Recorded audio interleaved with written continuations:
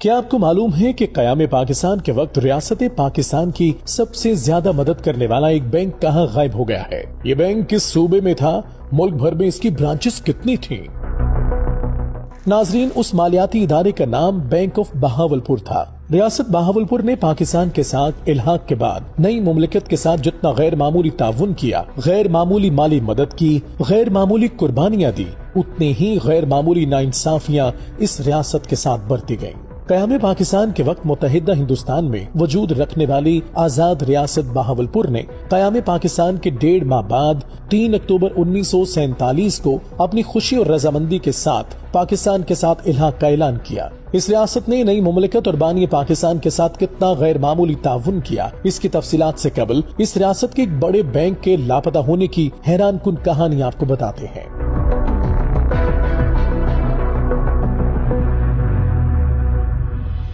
ریاست بہاولپور کی ملکیت بینک آف بہاولپور ایک نامور تاریخی بینک تھا جس کی مالی حیثیت بہت مضبوط تھی۔ ایک ایسے وقت میں جب تقسیم کے وقت نئی آزاد ریاست پاکستان کو مالی حصہ دینے میں ناانصافی برتی گئی، بینک آف بہاولپور نے مالی مشکلات میں غیر معمولی کردار ادا کیا۔ جس وقت ملکی خزانہ خالی تھا تو بینک آف بہاولپور نے پاکستان کی کرنسی کی ضمانت دی اور اس نے پاکستان کے سرکاری ملازمین کو تنخواہیں فراہم کی۔ بانی پاکستان نے نواب آف بہاولپور کی ان خدمات کو خوب سراہا۔ نواب آف بہاولپور اور بانی پاکستان قائد اعظم محمد علی جناح کے درمیان معاہدے میں طے پایا تھا کہ خارجہ، دفاع اور کرنسی کے امور وفاق کے پاس ہوں گے، جبکہ باقی معاملات اور اختیارات بہاولپور اور اس کی عوام کے پاس رہیں گے۔ نواب آف بہاولپور پاکستان کی مالی امداد کرتے رہے۔ اس وقت بہاولپور کو ایک الگ صوبے کا سٹیٹس حاصل تھا، لیکن 1970 میں جب 1 یونٹ کا خاتمہ ہوا تو نواب آف بہاولپور کے رضامندی حاصل کیے بغیر بہاولپور صوبے کا سٹیٹس ختم کر کے اسے تخت لاہور کے سپرد کر دیا گیا۔ اتنی بڑی ناانصافی پاکستان کی تاریخ میں منفرد اور افسوسناک واقعہ ہے۔ ایک آزاد صوبے کو دوسرے صوبے میں ضم کر دیا گیا جو بانی پاکستان کے ساتھ کیے گئے معاہدے کی سنگین خلاف ورزی تھی، اور اس کی خود مختاری ختم کر دی گئی۔ اختیارات پر ناجائز قبضہ کی کہانی یہاں ختم نہیں ہوئی، بلکہ اس صوبے کے سب سے بڑے مالیاتی ادارے بینک آف بہاولپور کے تمام اثاثوں پر قبضہ کر کے اس مالیاتی ادارے کے وجود کو ہی ختم کر دیا گیا۔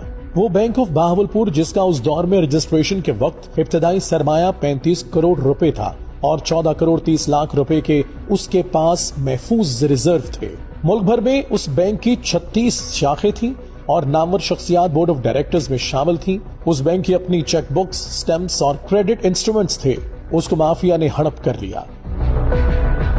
یہ بینک اگر قائم رہتا تو اسٹیٹ بینک کے بعد سب سے مضبوط مالی ادارہ ہوتا۔ اب تک ناانصافیوں کا شکار اس ریاست کی اس وطن کے لیے غیر معمولی خدمات میں سے چند ایک پر نظر دوڑائیں تو معلوم ہوگا کہ نواب سر صادق نے اپنی فوج پاکستان آرمی میں ضم کر دی۔ قائد اعظم بطور گورنر جنرل حلف اٹھانے کے لیے نواب صاحب کی ذاتی کار میں بیٹھ کر تقریب میں شریک ہوئے۔ قائد اعظم کو قیام پاکستان سے 3 دن قبل بہاولپور کی 1st انفنٹری بٹالین نے گارڈ آف آنر اور رائل سیلیوٹ پیش کیا۔ خزانہ خالی ہونے پر نواب سر صادق محمد خان عباسی نے سرکاری ملازمین کی تنخواہوں کے لیے 7 کروڑ روپے اور بعد ازاں 2 کروڑ روپے، پھر 22,000 ٹن گندم اور مہاجرین کے لیے 5 لاکھ روپے ڈونیٹ کیے۔ نواب آف بہاولپور کی ملکیت کراچی یعنی ملیر میں واقع شمس محل جو 45 ایکڑ پر واقع تھا، گورنر جنرل قائد اعظم کی نجی رہائش گاہ بنا دیا گیا۔